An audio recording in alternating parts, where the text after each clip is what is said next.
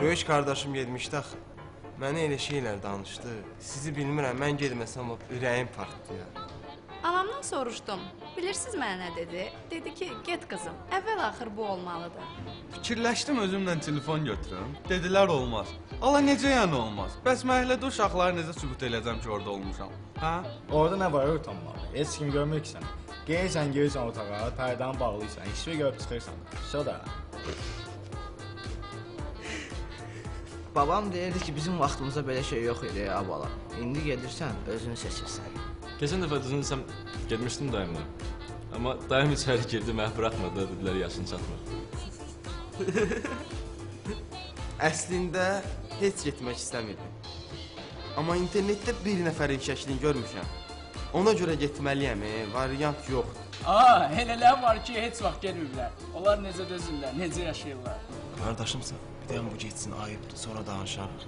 Böyük bacımdan soruşdum ki, ora birinci dəfə nə geyinirlər. Mənə dedi ki, onsuz da orada səni heç kim görmür ki. Məhəllədən məndən böyük uşaqlar gedirlər, mən isə birinci dəfə gedəcəm. Neyləmək lazımdır orada? Getməmişəm də, neyini bilmirəm. Mən də bilmirdim orada nə eləmək lazımdır. Amma dedilər ki, sən orada hər şeyi başa salacaqlar. Tutacaqlar barmağımdan, maya vuracaqlar barmağıma.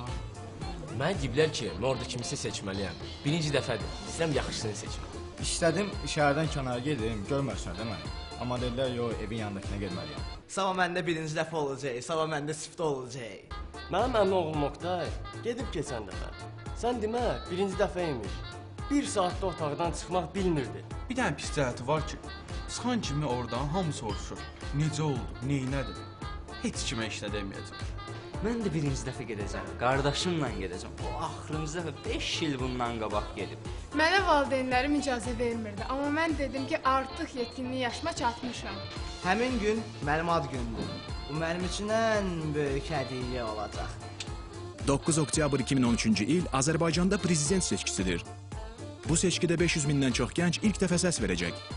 Seçki məntəqəsinə gəl, gələcək naminə səs ver.